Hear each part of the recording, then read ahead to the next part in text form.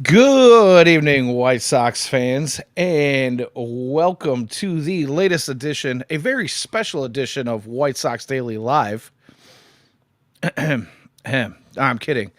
It is Wednesday, September 10th, and this is actually the latest edition of the Future Sox podcast, Hot Takes and Heaters. I am joined by my esteemed and former co-host that many of you will recognize from our Future Sox podcast with James Fox, Mr. Ian Eskridge. How you doing tonight, buddy? I'm good, man. How you doing? I'm doing fantastic. Just kind of hanging out here watching the Sox game. Uh, we're in the fifth inning, and the White Sox had a commanding lead up until just a couple minutes ago, as we're watching the Rays claw back into this thing. But just nice to see the White Sox offense keep rolling. What are your thoughts on tonight's game before we roll into some more interesting topics? Well, I mean, the Sean Burke experience, as mentioned in the comments, sometimes you're going to see him walk the entire ballpark. It's just the way it goes. And, we were talking about this before we hopped on is that, in Charlotte, it wasn't all that different. He's prone to walking a few guys here and there, and it's going to get him in trouble now and again.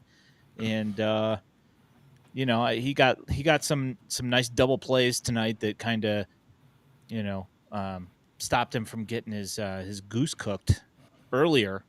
Um, Yeah, but Colson with the big play to help out. We saw just this past inning, we saw Miguel Vargas field an infield bunt that looked like bunt trying to bunt for a hit. It was an awesome play. So definitely getting some defensive help, but heesh.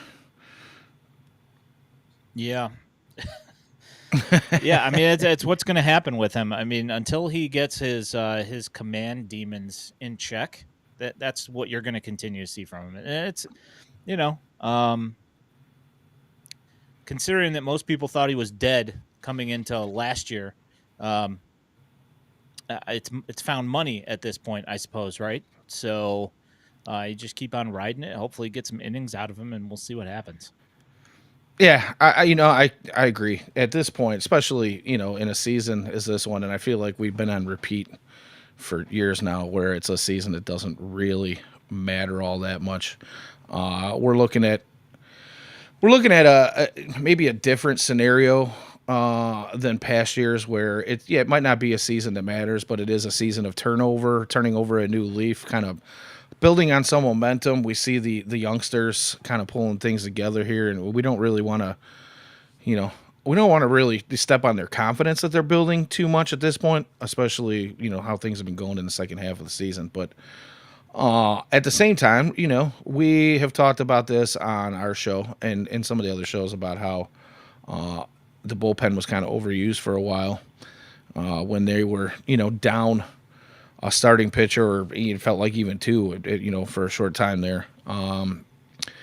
It's just good to see that you got guys that you can kind of throw out there and, like you said, can eat up some innings. So it might not be the most ideal situation when you put Sean Burke out there, like you said, going to walk the whole park. But I think it's just more of a building block as to not beat up on your bullpen as much. So we have some comments here in the chat. I did want to say good evening to Baseball Toss. Thanks for checking in, and I think we'll get into this question a little bit. But if you're watching live, the thoughts on the screen here. If you're listening to the recorded, Baseball Toss says thoughts on signing the guy for 2030. And funny enough, Ian and I were actually talking about this a little bit off air right before we got the show started, and yeah, I mean that's definitely a strange one. We can talk a little bit about that since the chat brought up. I was going to save it for a little bit later in the show, but I don't know if there's really much to say. But since he's asking, what are your thoughts on that whole ordeal?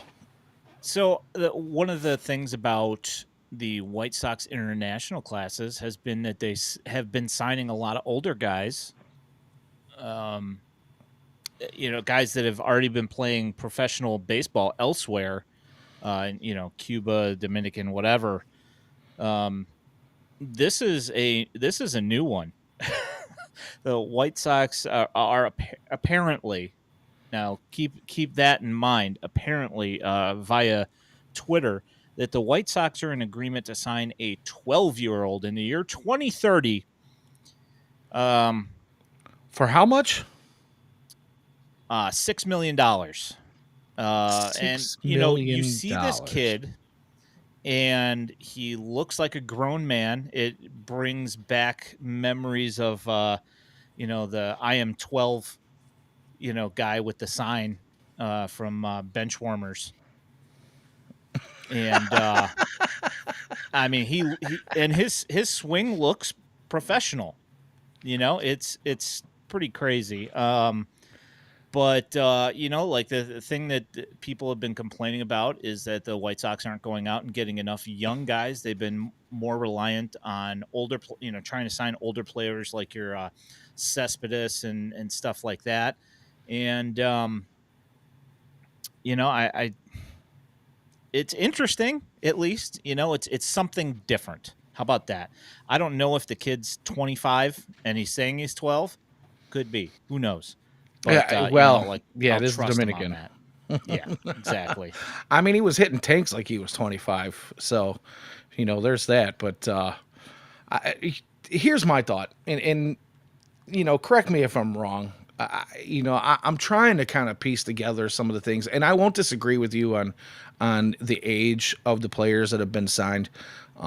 We've talked about the the penchant to sign less in the international market and give out higher dollar values for guys that they felt were going to be better baseball players. And now in the last couple of years, we've seen a turn in that philosophy, is the kind of going on to what more Major League Baseball teams are doing by signing more guys for less money and hoping for that diamond in the rough. And that might be something we continue to see. I don't really know, but the fact that there's $6 million on the table for a 12-year-old, and this is kind of where my thought was leading, is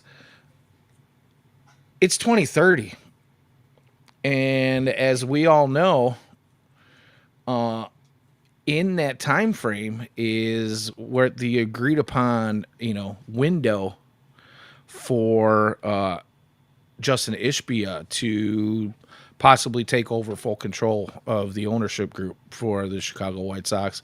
And it makes me kind of wonder, as if, like, had that not been a thing, if this deal even is thought about being done. But now that Jerry knows he's on his way out, and it might not be his money at that point in time. Is there any connection there, do you think? Or do you think that's just more of a team club move? I think that it's there's definitely there's a shift in obviously, with Marco Patti being gone, there is a new sheriff in town.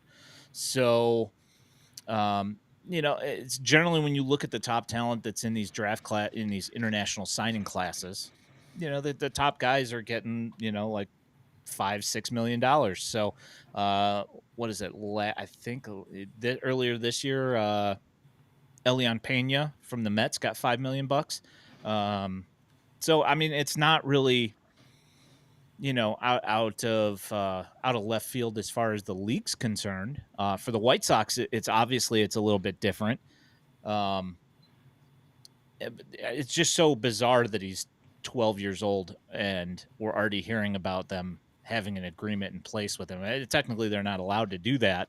So, it's like, who knows? Yeah, at this point, it might just be conjecture. These are obviously reports that are coming in. Why something like that would be leaked is beyond me, but you never know. I'm not really neither here nor there about it at this point. 2030 is still 5 years away. A lot of things can happen between now and then, and who knows? Maybe it's not even a real possibility this is even happening. But it does. It is a little thought provoking to say the least, So and we can weird. sit here and get a chuckle out of it, until we know more. It's definitely something worth giggling at a little bit. But yeah, there's no better way to say it. It's weird. And I guess I'm seeing in the chat here we have a 12-year-old in the chat. Noda, good. Thanks for checking in. I'll try to keep it clean. I'll try to keep it a family show. Won't let it get off the rails too much this week, but we appreciate you checking in. And he actually has a question. Pretty well thought out question. I don't believe he's actually 12. I think he was kind of commenting on what we were talking about. But is this a sign that Getz and company are taking a different approach to international free agent signings? Are they actually going to step up and put more resources into signing more of the younger foreign kids? And I think I'll say I don't know if it's a sign so much as a fact of it's now. I think that's already kind of started a little bit. I know. I Yeah. was kidding. I said that. I didn't actually believe you were 12. I was just making jokes, pretty bad ones, anyways. Uh, but yeah, I think that's kind of you've already seen that begin. I think this is just more of a sign that if it does turn out to be true, that they're not going to turn away from that philosophy. I think that they've shown, like we were just talking about in the last couple of years, that signing more guys from the free agent market, from the international free agent market, I should say, and even going a little bit younger is probably something that we're going to see more and more of as time rolls on under the Getz regime, if you will. You have any thoughts on that, Ian? Yeah, I think that you know 12 obviously is pretty extreme, but I think that you have to get in there early with these guys because if you don't, somebody else is going to. And when you see somebody that looks to be as advanced at that age, if that, I mean, even if he's 15, the kid looks like he's got something going on. Um, so I would think that yeah that was the hope that we have that they're going to start to um, start signing more of the kind of casting a wide net, as opposed to signing like a one guy that's 25 years old and hoping that his 300 average from the Pan American series carries over. You know what I'm saying? Like we're at this point, I think that they've amended that strategy and the wheels are already in motion as far as putting that strategy into place. As they've hired more staff in the Dominican. I don't know if ground has broke yet, but they're building a new academy in the Dominican as well. So Yeah, twelve there are million dollars steps. into a new building down there. They're making steps to do this. So let's hope that at this point that you start to be able to work out a way to start getting importing more talent into that group of guys down there. Yeah, I think that's a fair analysis. And I think it's one that Getz has even kind of spoken on himself, and this is just a continuation of that philosophy. It is, I guess, you could take it as a sign that they are going to do the things that they're actually saying and putting out into the public, which is something that we haven't seen in past regimes. White Sox used to play their cards close to their chest, right? During the Kenny Williams years and even into the Rick Hahns years, there was just a quietness about how the way the White Sox operated and intended to operate. And then if something did leak, it didn't always match up with what they were doing. And so far, I mean, we're close to 2 years now into Chris Getz taking over as the GM, and I got to be honest with you, I feel like everything that they've kind of put out into the ether and everything they said they were going to do, they've done to this point. So that's a bit of a fresh air coming from from this White Sox organization and kind of being just forthcoming with what it is they have planned, and everything on paper that they've been talking about sounds great. So if they do continue to kind of do these things, there's just reason to believe that there are things to kind of look forward to in the future here because everything does sound pretty good. So before we move on, I did want to take a moment to address now that we've got a few more chatters going on here. The, uh, the elephant in the room is Jake's not here tonight, right? And Jake is actually broadcasting. He's I think he's doing play by play in the booth at one of the college games that he does tonight. So, but the big thing is actually Jake. If you guys have been listening to the show, you would know that Jake took on a live radio job recently with 106.3 The Game down in Decatur, Illinois, and he had his first show this afternoon, or I should say this evening. He's doing the 5 to 6 p.m. slot down there, so he'll be doing that Monday through Friday. If you guys want to go ahead and check that out, he did have some technical difficulties today. I was actually supposed to be his first interview, which honored to do that. He was going to bring me on to talk about the White Sox a little bit with them, and for me, it's like being a proud dad. Like my young esteemed partner who went to school to do this exact thing is finally getting his break, and I get to be his first on-air interview. So super proud of the young man there. But if you guys get a chance, I know obviously we're probably not getting Decatur airwaves here, but or anywhere in the Chicago viewing area, I guess you would say. But it is streaming online at Decatur Radio, so check that out. But yeah, man, I'm hoping the best for him. So in lieu of Jake, we get my buddy Ian here, my longtime friend. And for those of you that don't know, when I opened the show tonight and I said it's a very special edition of White Sox Daily Live, Ian and I did that to. Daily. Yeah, did you not catch that? No. Oh, that's how I opened the show tonight. I was like, Funny. yeah.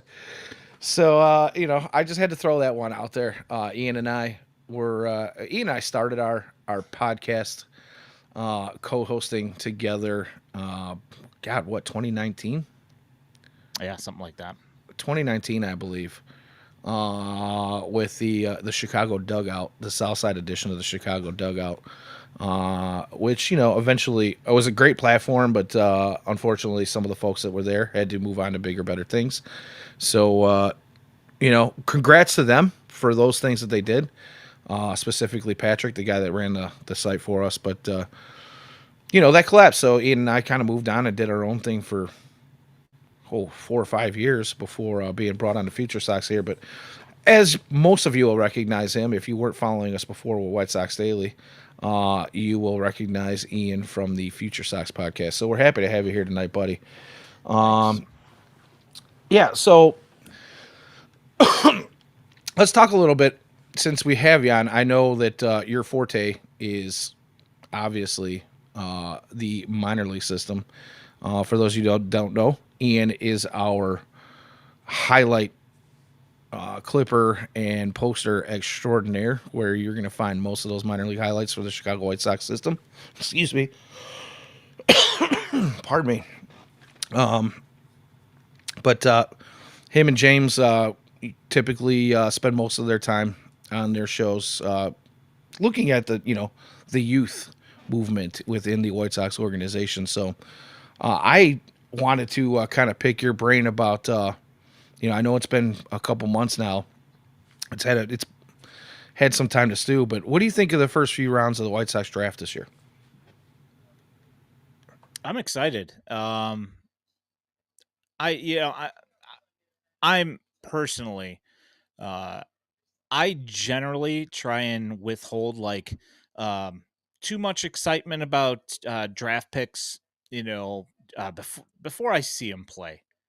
Um, but I am really excited about Carlson and Fauski. Um, so I don't know, Carlson, elite glove, and obviously they're saying that there's more power to tap into there. for his bat, and he's more of a contact guy. But he could already come up and play elite shortstop in the major leagues. Um, we got a pretty good shortstop right now on the south side. So I don't know. We'll see what ends up happening with him. If you remember, when he was drafted, he was too old to be drafted, and he's too tall to play shortstop. So whether Colson sticks at shortstop or not, despite being top 10 in DRS at shortstop for the year and only having played 52, 53 games, something like that. Um, I don't know. We'll see what ends up happening, but if the bat to ball for Carlson can carry him through, let's hope he's a quick riser, and we have to figure out what's gonna happen there.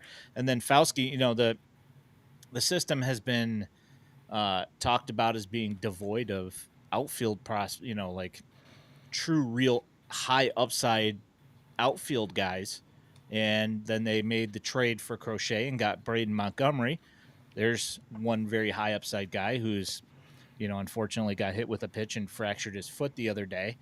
But then you've got him, and then you got Fauski signed and drafted and signed, and he looks to be every bit what you thought you were getting. So obviously young, so we have to wait for some of these guys to work a little bit, but it's exciting. Yeah, again can't agree more. By the way, I just wanted to bring up we are live in the middle of the White Sox game here tonight. Top of the sixth inning, the Rays have just pulled within one. White Sox currently lead 6-5. So we'll keep checking in on that as the night progresses. But it's been one of those years, at least the last few weeks now, where it feels like a lead is not safe with this White Sox. The offense has been turning it out. Unfortunately, there's been some inconsistency in the realm of pitching. So we'll keep you posted as we go here. But Dan Haloti, Yeah, hey, welcome to the stream. Welcome to the stream. Why don't you give us a little bit of a breakdown with your relationship with Dan Haloti, Ian, and I how bother Dan a lot. yeah, Dan is a big fixture for those of you in the stream who don't know who Dan is. He's a pretty big fixture in the minor leagues. But I'll let Ian talk about him a little bit. Thanks for checking in, Dan.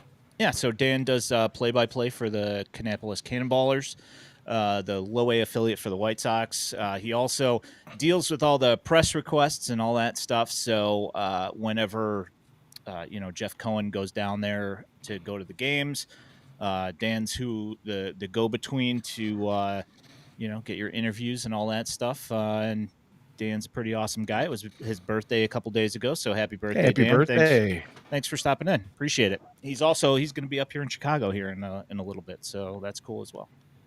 Yeah, really, really cool to have you in on the show tonight. Much appreciated you checking in, and like I said, just all around awesome guy for what he does for the White Sox organization, and just a good baseball dude, right? Just involved in a lot of different aspects of what's going on down there. So happy to have him here in the chat. You brought up Colson being a too old to draft, too big to stick at shortstop thing in your last comments, and he is there. I mean, there's a bit of Colson mania going on right now, right?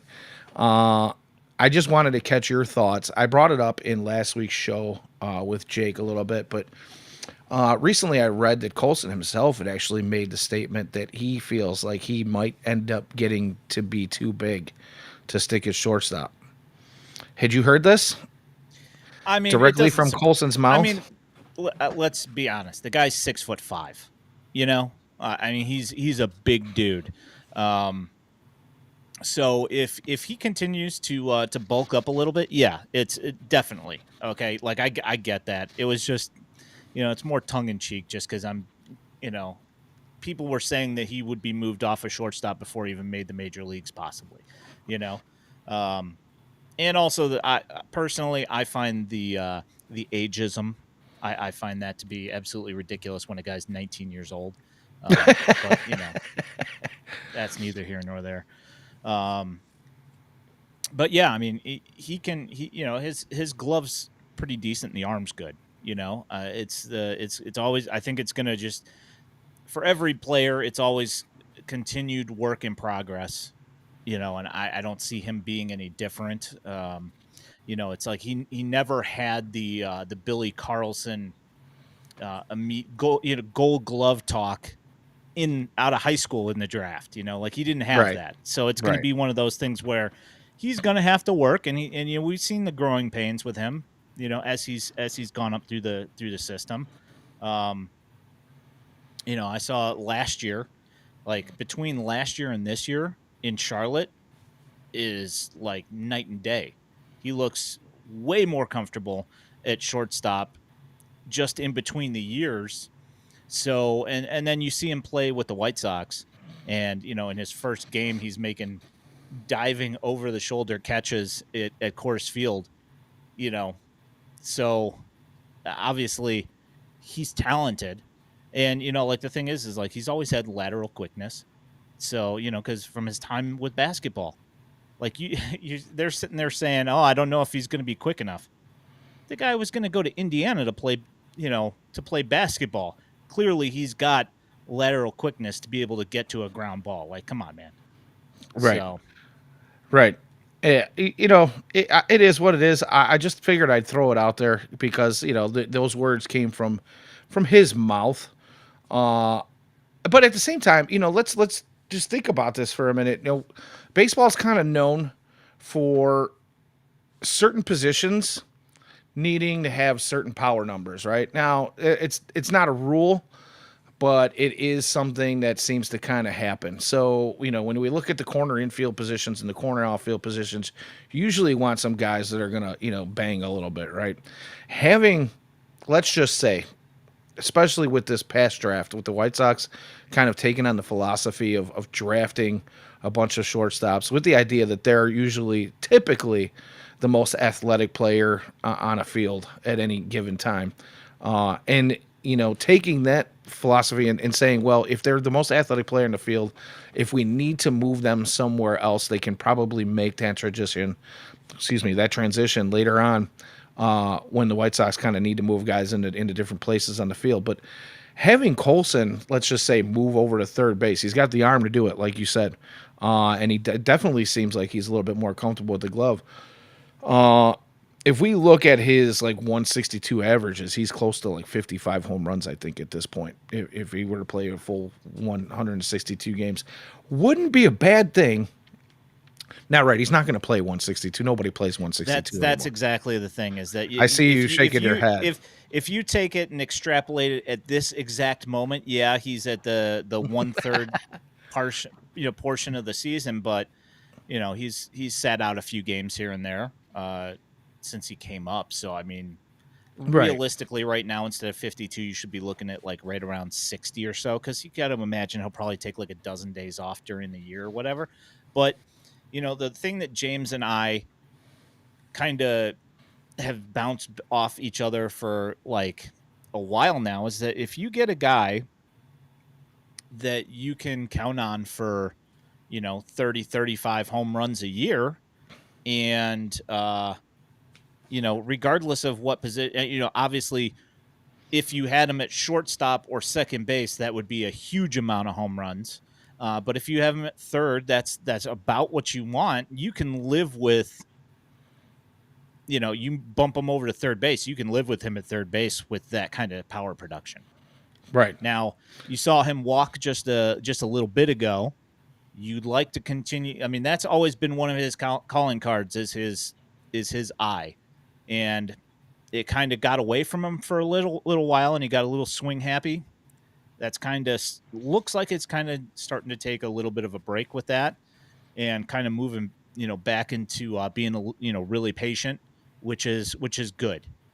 You just don't want to be over patient and watching pitches over the middle, whatever. But right. Do the damages to the pitches that you can hit. Take the ones that you can't. And that's something like you. I'm glad you brought this up because if you pay attention to the socials, at all, which I'm there and I'm trolling most of the time. I might make a comment here and there, but uh, the rhetoric around him right now has been, well, he might hit 70 home runs, but he's only going to have 85 hits for an entire season, and it's like, come on now. History says that Colson Montgomery is not going to do that. This is him walking and people getting, excited about the walks that he's starting to take now, and the OBP and the average kind of taking a little bit of a step here in the last couple of weeks. People being excited about that. These are not new things for Colson. And I'm glad you point that out because, you know, we can talk about development in the White Sox organization, which there's more than enough signs at this point to say that they have taken major strides in both sides of the ball, right? The defense this season has been actually quite pleasant, in season compared to seasons past. The other thing, obviously hitting the what's the word I'm looking for here? I don't know. I guess it's just the sentiment for many years. The sentiment, not the sediment. The sentiment for many years has been the White Sox are unable to develop, right? And the only players that do anything for the Sox when they come to the major leagues are guys we traded for from somewhere else, or a handful of pitchers that just have the it factor, and they've been pretty good at drafting pitchers for a long time, and they don't really need to develop anybody. But we're looking at a different organization almost from top to bottom, at least from behind the scenes, and what we're so I don't know. There's just so much encouraging things going on with this ball club that I'm happy for the direction. And again, the whole reason I even bring all this up is because I'm glad you pointed out. If you gotta, me personally, I gotta kind of turn off, or at least not get emotional about what I see on social media. Because, buddy, let me tell you, I could lose my mind going off on some of these people. Yeah, I mean, some of the the responses I get to some of the videos, or like some of the stats that some of these guys are putting up is outright ridiculous. But like you said, it's almost realistically, like we're looking at like a 70% turnover in the front office and coaching staffs. Well, maybe not 70% on the coaching staffs, but like a good like 50-60% of the guys who are running these teams a couple years ago are no longer around. So I mean, the Ryan Fuller hiring seems to be paying a lot of dividends. Now I really like Andy Barkett. I felt like he did a good job, and I felt like the team was starting to I thought that a lot of the guys were starting to turn a corner, and I felt like he was a good guy to hang around. But then they let him go, and they replaced him, and like I was kind of wondering how that was going to play up. And then Fuller came over. It started off a little bit slow this year, but it seems like things have made a turn for the better. And you think about Chris Getz and Ryan Fuller coming to the decision to yank Colson out of AAA, fly him to Arizona to work on his approach, his mechanics, and just the mental aspect of his game. I mean, you never hear about that. You'll hear about a guy getting like a day off or something to like kind of clear his head or whatever, but you don't hear about him. You'll see him sent down to AA. A guy You going don't from see them AAA all the way back to Arizona. Yeah, I mean, you never hear about that outside of an injury, and and the masses were like ready to throw in the towel when they heard that. I mean, people were losing their mind. Wait a minute, you're talking about the guy who was our number one prospect that's got to go back to Arizona? cornerstone, Right. supposed cornerstone. The face of the future, the face of the franchise, possibly. Which, I mean, he's not doing anything to dispel that right now. There's very possible he can be the face of the franchise in the coming years. Although there's a couple of guys that are doing some things with this ball club that who knows, man. I mean, there's some promising young talent coming around, but yeah, that whole thing, the going back to Arizona, it's been talked about pretty much since Colson's come up and caught on fire this most of the second half here. It's mind boggling, and not just Colson. We look at what has been going on, like Lenyn Sosa. Guys were busting on Lenyn Sosa all season long about how he can't field. Well, it's funny how short the memory is. That was last season. Does he give up some bad plays at times? Does he muff some of the ones that are kind of easy?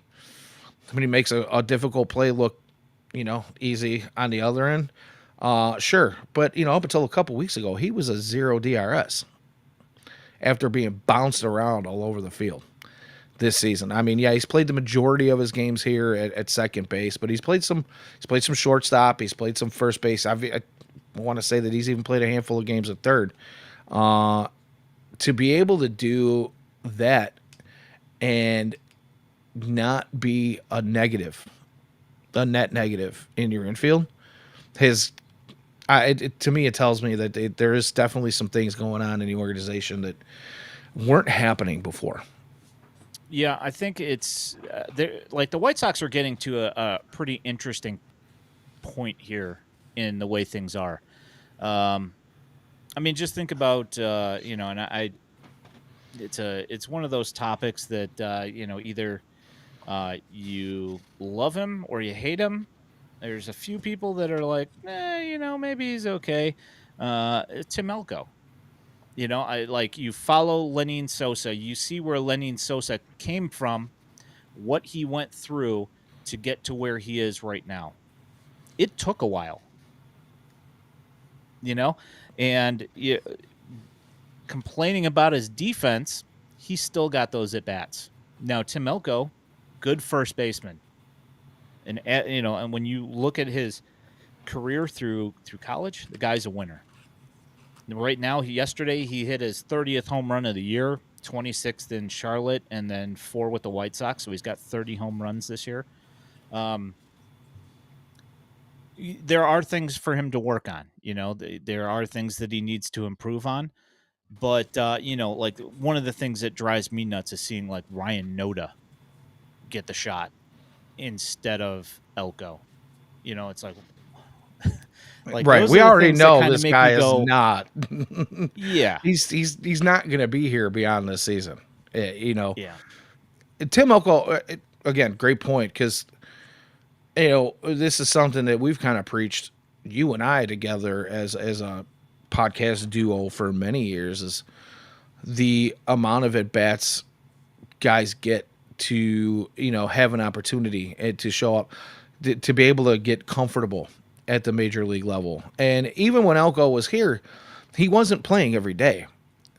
So, we could talk about how short his stints have been when he is called up, but even in the time frame of that being short, he still wasn't getting into the game every day. And I don't think that bodes well for a guy who is, getting his first taste. Tim Elko was not drafted as a be all end all, super stud that people thought were going to step into the league and become, whoever you want to compare him to. He wasn't going to be like a household name right off the bat, right?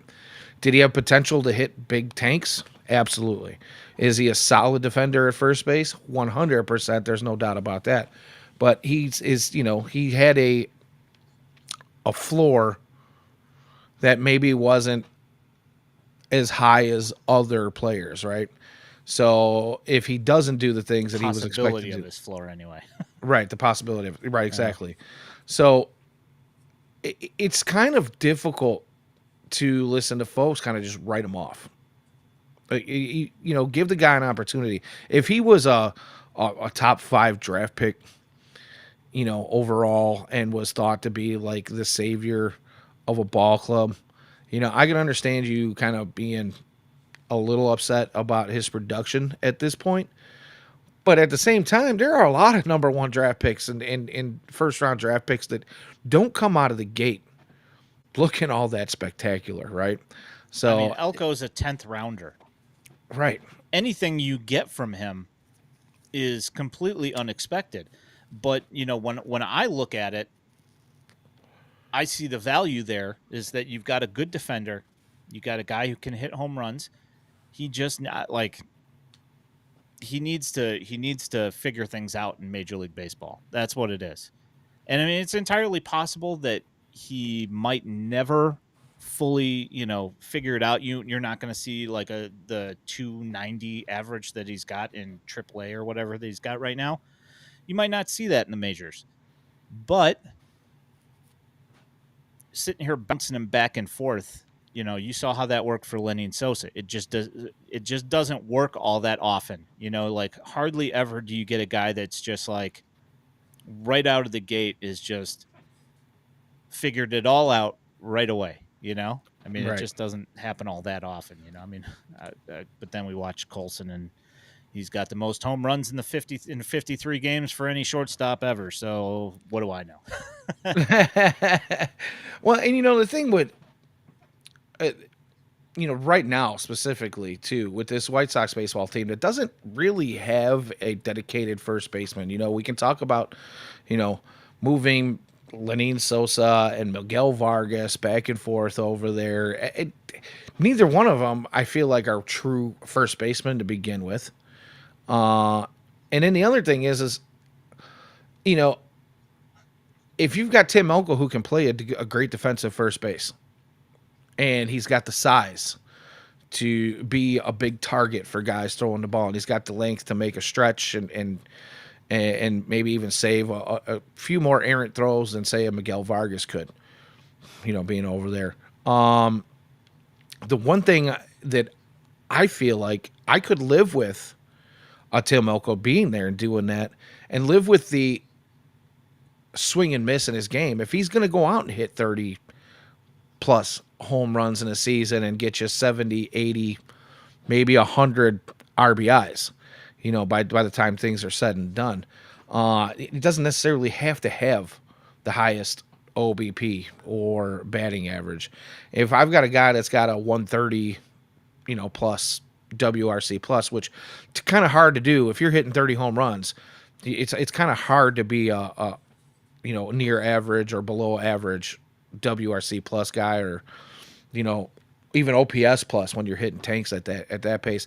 I think I can live with the swing and miss in his game, which a lot of people are saying is what needs to be cleaned up the most. You do it with Sosa. That guy doesn't walk at all. You just, he's hitting the ball. He hits the ball hard. And that's generally what Elko does. I just think that he's been bounced around so much that he hasn't really had a chance to get comfortable. But, whatever. Yeah. And, you say doing it with Sosa. I'm happy to do it with Sosa if he's playing second base. Yeah, no, for sure. That's we got a 25 home run second baseman. That's huge. There ain't guys that, the Dan Uglas of baseball don't exist anymore. You know what I mean? So, yeah. So as baseball mentioned, you got Jordan Leisure in a 6-5 game in the 7th here. Yeah, and Trey brings up that he's been good lately. He has been good lately. Who's not been good lately? Bit of a white knuckle ride, but Tyler Alexander's not been good lately. No. Yet he's still on the White Sox, and then they took Dan Altavilla and sent him back to Charlotte.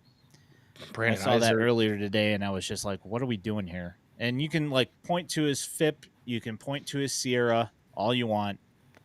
The guy's ERA is 2.5. His xERA is 160 or something like that. His WHIP is like a 1.1. Tyler Alexander's almost at a 1.4 for his WHIP, and his ERA is 6. What are we doing here? Just saying. Yeah, I have nothing to add to that whatsoever.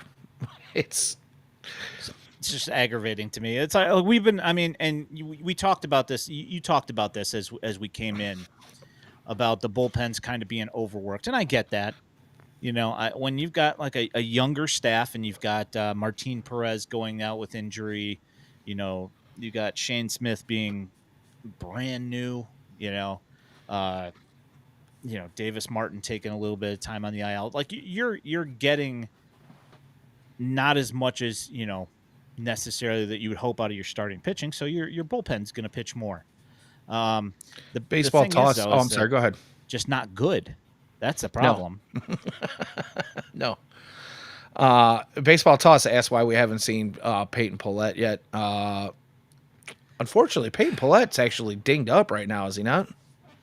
I don't think so. He was in the other day, gave up a couple of runs. I mean, like his thing is that he's had, like 50-50, or maybe like 35-65, where he gets hit around a little bit like 35% of the time, and 65% of the time he looks good.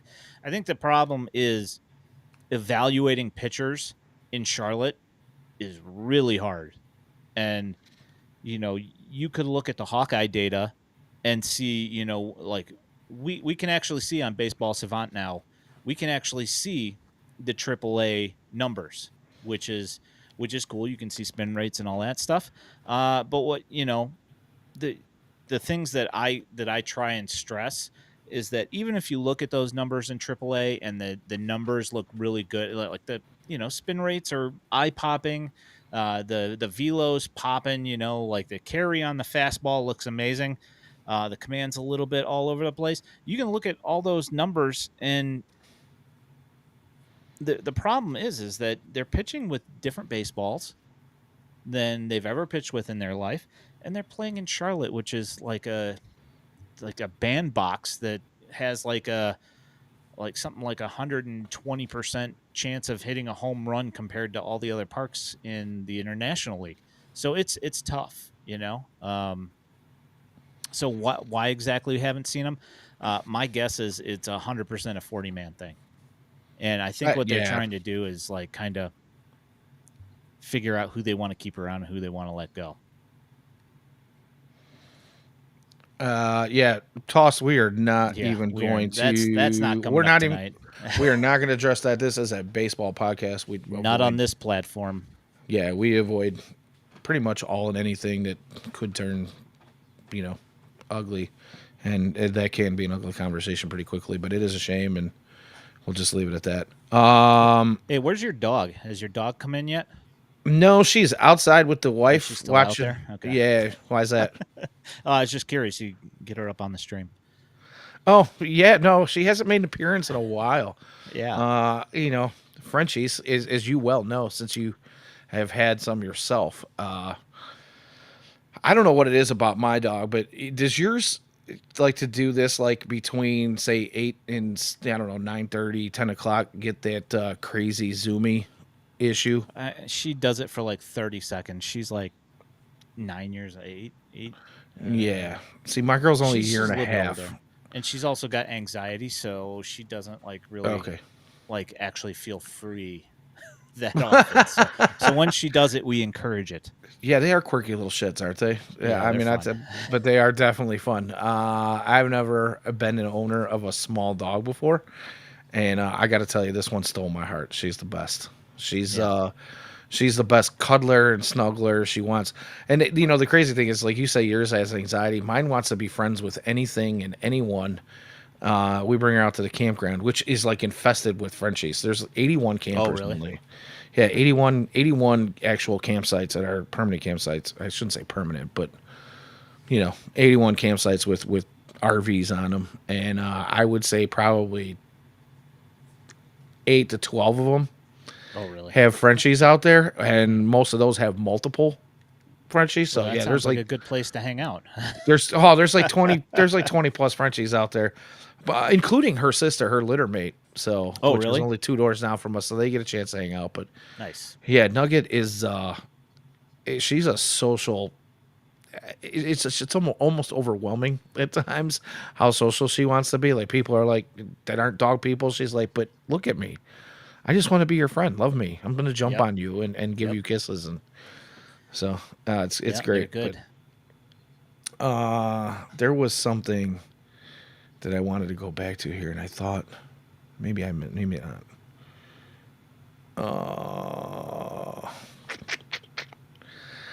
I don't know.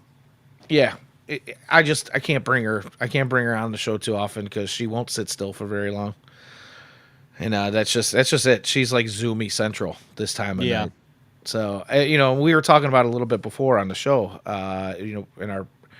In our green room, if you will. The green room. We were talking about how my wife was telling me, take this dog. My wife's had a tough day at work, and she's taking, but take this dog, get her out of here. And I'm like, I'm about to go live. So like the dog's barking like crazy. I haven't heard any of that since we started. So hopefully she's chilled right now. But yeah, thanks for asking, man. Quick update on the White Sox game. We are still looking at the good guys up one in the bottom of the seventh with one out, and Caro actually just made it 2 outs with a swinging strike on a pitch he probably should have been just not even bothering. I think he was probably guessing on the pitch before the pitch was even made, and he probably had his mind made up on he was going to take a crack at it. Maybe the analytics, the analytics might not have been in his favor at that particular moment, but it was an ill-advised swing. We'll say that. Ooh, 3 changeups in a row. Vargas just gets roped on a bad call by the umpire there, 2 inches off the plate, called it a strike. But Vargas even looked at him like, "What?" But let's talk about him a little bit. Just coming back tonight in his first at bat back. We've been talking a lot about development within the White Sox, organization as a whole here tonight. And Miguel Vargas goes down with the wrist injury, hit by or get nailed by Aaron Judge back at the end of August, right, during a Yankee series, and he misses some time with a sore wrist. And in years past, typically a guy who's been swinging a hot stick would go for at least a couple of games of rehab, right? And now we look at what's going on. Miguel Vargas comes back tonight, no rehab, misses the minimum amount of time he needed to miss to come back and play. And he immediately goes 1-for-1 in his first at bat. Did you happen to hear any of Will Venables or see any of Will Venables' comments on Miguel Vargas coming up without having that rehab stint? No. Okay. I figured I'd ask. But so, just along the vein of development that we've been talking about all night tonight, they have that, what is it, the traject machine, the pitching machine now. Yeah, I heard them talking about it on the broadcast a little bit.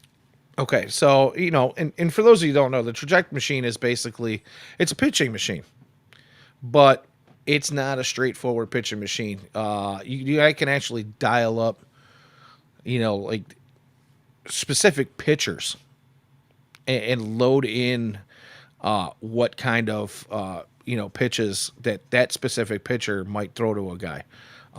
They can, it shows them shape of pitches, velocity. They try to match up, the RPMs on certain pitches and spin rates and all of these different things. So just another thing that I wanted to kind of bring up, because this is not something. Got a video wall built into the front of it. So let's also mention that, because that's an important bit of it, is that you can actually watch the mechanics. Right. So you're not just pitches. Yeah, right. You're not just watching a coach load balls into a machine that's got the wheels on it that, just toss it out there.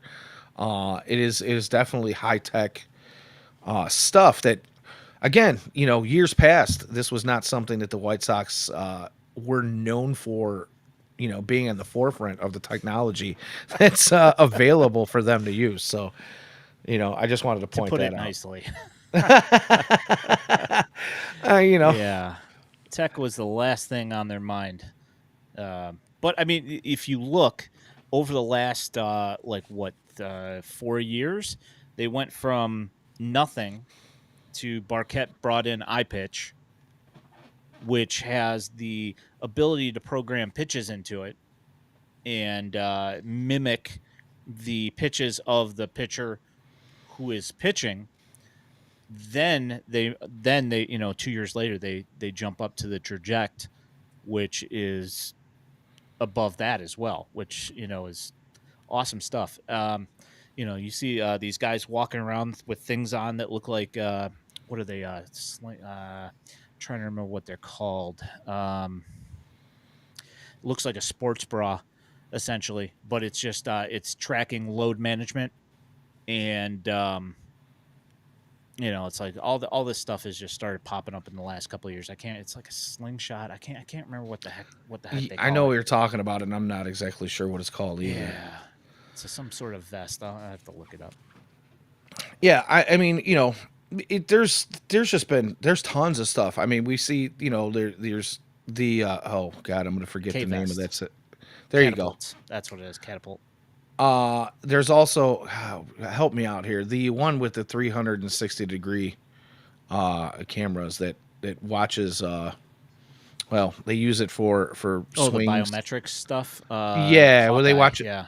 Yeah, Hawkeye. There you go. Yeah. Helps with both hitting and pitching.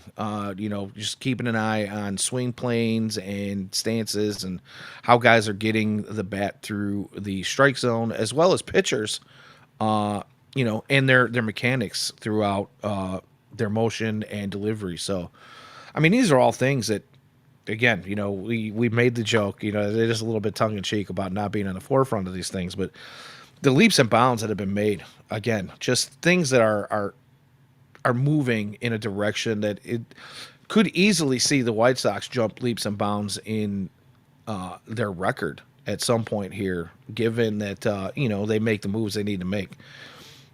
So that'll lead me to my last question for you. It's been a big topic for the better part of the last few months with the Justin Ishbia news and what he might bring to the ball club. And I just wanted to ask you before we get into our hot takes and heaters.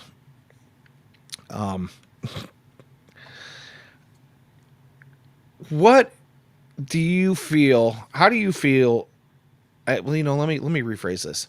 What do you think the timeline is for the White Sox to? And I know this is based on purely opinion because there's really nothing out there to say anything about how. We asked about how we're gonna. Trey asked about how we're gonna blow this. We're gonna blow this with not being able to make plays in the infield. But I'll leave it at that. How do you feel about the timeline of maybe some money being injected into the major league roster? Well, see, here's the thing: is that we don't know that 100% that that's where Ishbia's money's going. We don't know that it's going to roster. At least not yet. It might be going to infrastructure, which is the report right now. The report right. is possibly infrastructure and paying down debt. So the payroll, I mean, to me, I would like to see them spend some money on some free agents. Nice double play for Christopher Morel here. Sorry, I'm ahead because I'm watching on the MLB.com. But I saw it. You're not far ahead. Yeah, no. MLB.com is ahead of my TV. I just happened to see it on MLB.com. The development part of it is what's most important, I think, at this particular moment, because there's not really a whole lot of huge free agents that are in positions that you want to supplant on the White Sox roster coming this year. I think that one guy that James and I had talked about being a guy that would be useful to this roster would be Kyle Schwarber. But if you get a guy like a Kyle Schwarber, you have to sacrifice at bats for either Caro or Teal because you've got those two guys playing DH, and when one of them is not playing DH, then you've got Benintendi at DH, and we know that we don't want Benintendi in left field. And as Trey knows, putting obviously right now Benintendi's going off, but there is a lot of the time when he is not. And at that point, you definitely don't want him in the DH. He's eating up $15 million of payroll a year, or I think there's like a year in there that he's making 17 million, or maybe it's the next two that he's making 17 million. But you know, um, I know a lot of people would probably like to free their minds of having Andrew on this team. You know, obviously, if he's hitting like this right now, it at least makes it easier to swallow having him on the team. Uh, but that's my answer. Is that I don't think that the free agents part of it is necessarily as important right now as some people do. Would it make them more competitive next year? Yeah, probably. Assuming that you trust your pro scouting and the decision making of Getz, assuming that he does get allowed to spend that money on payroll. Um, but I would rather put my mental focus on what they're doing in the minor leagues to improve things moving its way up. Because as you see right now, when you look at this roster, I mean, how many guys have been replaced on this roster that were position players? I mean, there's quite a few guys that are newish, you know? Yeah, no, So I say just yeah, keep building. yeah, and please allow me to play devil's advocate just a little bit. Wow, Benintendi, speaking of, should roped one just foul, head to distance. Guys in the 108 watching that one hit the netting right before the that classic view, the foul pole there out there That in right classic field. view. That classic view. I can't go get the bobblehead, and I'm kind of bummed. Not gonna lie, I have to stay at work late that day, and I can't Yeah, go get the that ridiculous bobblehead. yeah. What day is that? What game is that again? It is the 16th, which I believe is Tuesday of next week. Yeah, Yes, and Tuesday next week. I will be in Mexico. So, yeah, we know some guys in the 108. Maybe they're gonna get a few extra promotional ones. Who I don't know. We'll have to I put a mean, that would be great and all, but I'm not going to lean on them for that at all. That's no. I'm not trying to take anything away from them making a couple bucks. Yeah, Make right, that money. right. I'll just have to go on to I'll have to go on to my Sox Summers eBay page and see if see if we can find something. Find that and like a I don't know, like maybe a I don't know, like a Alex Rios bobblehead, you know. Yeah, yeah, yeah. Yeah, that would be fun. Yeah, Alex Rios from like 2008. Yeah, or maybe a Esteban Loaiza There you go. kingpin bobblehead, you know. Does it come with like a backpack full of It product? might. I just saw just a little side thing here. I just saw because the Knights were playing the Nashville Sounds the other day. The Nashville Sounds have a giveaway. I believe it's next week in their final week. They have a giveaway that is their manager, but it's not a bobblehead. It is a bobble stash. He's got this big giant mustache, and the mustache moves. It looks hilarious. Anyway, Yeah, ooh, a little fun stuff. tank bobblehead, Dion Viciedo. There you go. Yeah, I mean, you might find that on his eBay page. It's you D'Angelo find that, Jimenez. and I don't know. You might find anything from like used glow sticks and old pizza Used cutters on glow there too. I don't sticks. know. I Good mean, he'll sell stuff. anything he can get his hands on. You know what I mean? Yeah. So he apparently does well doing that as a stay-at-home dad with an eBay Hey, man. account. So Do your thing.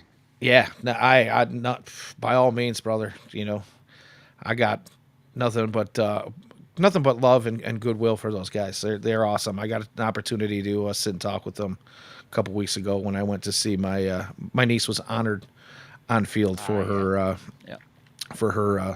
softball Little League World Series appearance. So good stuff. But I just wanted to go back to what we were talking about with the payroll and the Ishbia thing. I'm gonna play a little bit of devil's advocate, and I want you to tell me if I'm off base by thinking this, but I agree. There's not a whole lot of free agents, especially in this class, coming that I feel like the White Sox should go and chase after. Especially if they're not really in the throes of being completely competitive yet. But I feel like, as we're talking about all the things that are changing within the organization and continuing to build the organization almost from the ground up as a whole, when it comes to new analytics staff and the addition of just bodies in the world of the coaching staff and in strength and analytic and strength and conditioning and all of the departments that the White Sox were lacking in before, the tech and everything else. Those things are great, but at the same time, we know that free agents in the past have kind of looked at the White Sox as this organization you just don't want to go to. It's no secret that guys talks amongst themselves. And there were some pretty bad reports in the past about guys who had left the club and were pretty verbal about their experience directly to the media, right? So my only thought is it would be nice to at least see some sort of move that signifies that this is no longer the place free agents go to die, right? And that the White Sox are moving towards a more rounded organization that doesn't necessarily have to be the bane of baseball players' existence if they do get traded or signed here. I think it has to happen organically. To be honest, I mean, like I think that it has to happen from growing from within. I don't think that if the guys that are underneath in the farm, if they don't grow, just to use a anyway. An analogy. That's a Yeah, deep analogy. yeah. I'll let that If one you don't slide. if you Even don't get with the the little hands, guys, the growing yeah, hands there. exactly, Yeah. yeah. If you don't get the guys that are supposed to be the guys that are supposed to be getting guys like that out of this place, they're going to continue to bring guys like that here.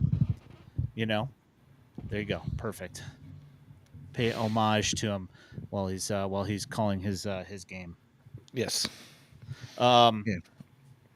but yeah, I think that the thing is that the guys that you are expecting to be dudes have to be dudes, because if they don't if they're not beating out a Brandon Drury in spring training, if they're not showing more promise and looking like they deserve the at bats more than a Josh Rojas, then they're going to keep a guy like that around. I mean, you saw Josh Rojas was on this roster forever. We were all calling for him to be gone 2 months ago, and he hung on and hung on and hung on because they wanted to make sure that guys were ready to make their way up. Yeah, and Josh Rojas, if we go back a couple of years, was a player that you might have desired to be on this ball club, but he's getting into the a little bit later. I know you see you shaking your head. I'm not saying that I don't want him in he an was a important role, but I love like his spunk, his moxie. Is great for the dugout. The dude had a mouth on him for sure, which is great, and I don't mind him teaching the young guys to have some swagger. Like that's awesome, but having him in a role where he comes he's in and is botching ground balls at third base, and to top that off, not getting hits, that's not what I want from him. right, right, right. So I was only saying that his numbers were better just a couple of years ago. They wasn't that long ago, but he is getting a little long in the tooth now, and he's not producing. So yeah, it was time. Unfortunately, like you said, there's not really anybody there that's pushing him out of that role, at least for. well, there wasn't. I mean, I think that like if you look at the way the promotions have gone in the minor leagues this year, like Caleb Bonnemer has you know pushed past the expectations that were expected out of him for his first pro season. Like Right. his first full, and I mean, he made it to Winston-Salem. We fully expected him to stay through Kannapolis this entire year. They felt, comfortable enough to bump him to Advanced A, and I think he's got like the top WRC plus in the system or something like that for the season. I mean, that's a big deal. And plus, he's shown that he can, his throwing arm is a little erratic, and that's something that he needs to work on with his mechanics and stuff like that, and use his body a little bit more for his throws, so he doesn't get so crazy with his throws that they go sailing or go into the ground. But he's shown that he can play shortstop and third base, and it's been pretty decent.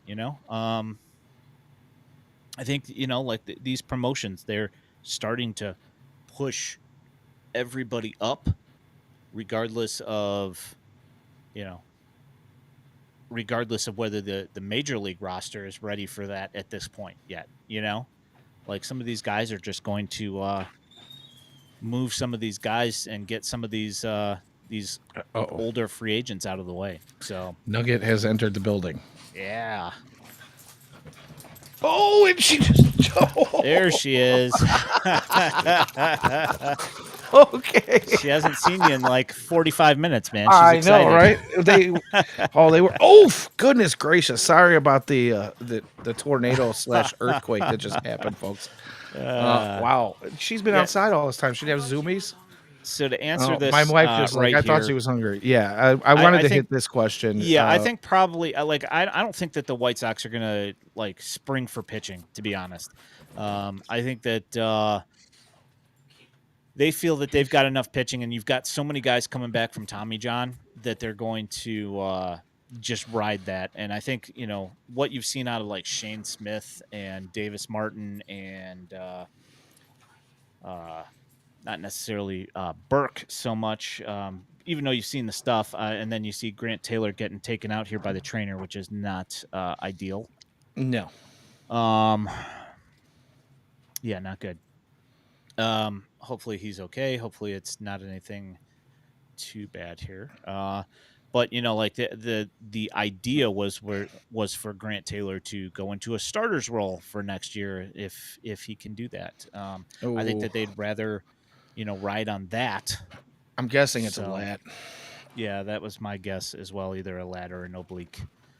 Which, if that's the case, then he's done for the year, and he probably is anyway. But I would be surprised if they spent money on starting pitcher. I mean, Scuba would be great as an ace type guy. The dude is obviously a stud. I just don't know that they're going to spend $300 million on a starting pitcher. And I don't know that Detroit lets him go. Honestly, yeah, Little Caesar probably wants to resign him, I'm sure.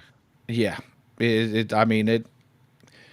Typically, if your current team is offering anywhere close to anywhere else is, I would think them draft picks. Yeah, I would think that he's going to stick around where he's at. I don't honestly see him going anywhere. But then again, Noda makes a good point that he is.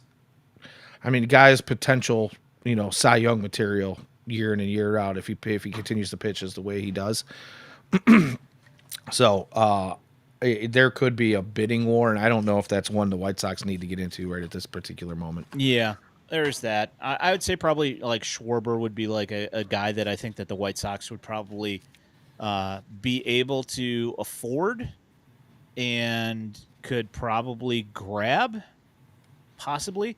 I think it's one of those things that, like, whenever you get a chance to add a 45, 50 home run guy, you generally do it at a DH spot. You're just going to have to figure out exactly how you plan on doing that without sacrificing the ABs for your duo of catchers that you're trying to watch continue develop.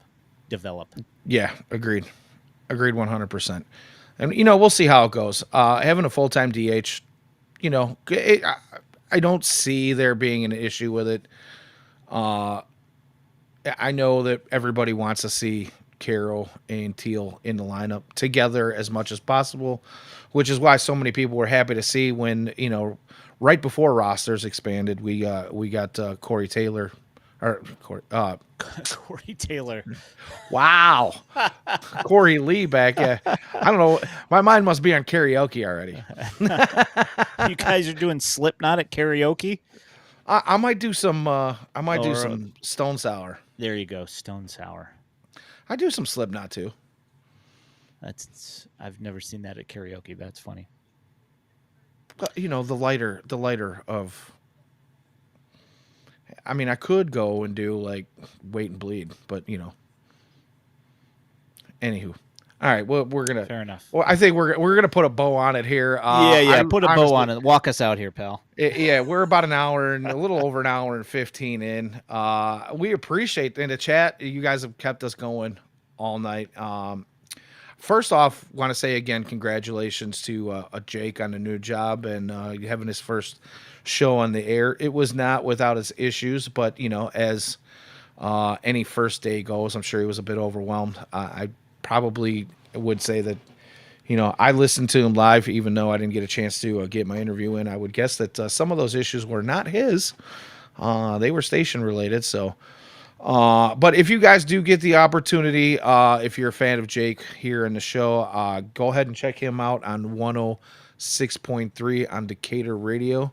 It's 106.3 The Game. It is an ESPN station. Jake's doing the 5 to 6 o'clock hour on weeknights. Check that out. And as long as everything, the technical difficulties have been fixed, I will be interviewing with him around 5:45 tomorrow evening. So check that out. My next thanks is going to go to my co-host tonight. And, you know, we have been doing this for a long time. I feel like it was like jumping right back in where we have left off, and we've never, you know, gotten away from it. But always good to see a familiar face and a great friend. Thank you to Mr. Ian Eskridge for hanging out with us and spitting. Me. Yeah, just spitting all kinds of knowledge. Much appreciated. I'm sure the chat appreciates you too. If you guys enjoy the content here at FutureSox, whether it's Hot Takes and Heaters or any of the other shows, including the FutureSox podcast with Ian and James, or if it is FutureSox Roundup with Elijah and I could say like a rotating crew of co-hosts between Jeff and most of the time and Dylan. Yeah. So, but you know, please check those guys out and remember that anytime you see us live, super chats are open. Smash that like button, subscribe, break your keyboard. You do whatever it is you got to do. If you don't want to show us any monetary love, those things help us with the algos and whatnot. But we appreciate all of you for checking in. If you are interested in our written content, you can find that and everything else on our website at www.futuresox.net, as well as our exclusive stuff behind the Patreon paywall. For only $2 a month, you can get all our exclusive stuff. Guys are doing write-ups. Follow our Twitter account where you can see all of Ian's hard works on the highlights. And as always, it's been a pleasure. He's Ian Eskridge at Daily White Sox on Twitter/X. I am Danny Miller FS. It has been awesome. Thank you all for checking in. And until next time, go White Sox.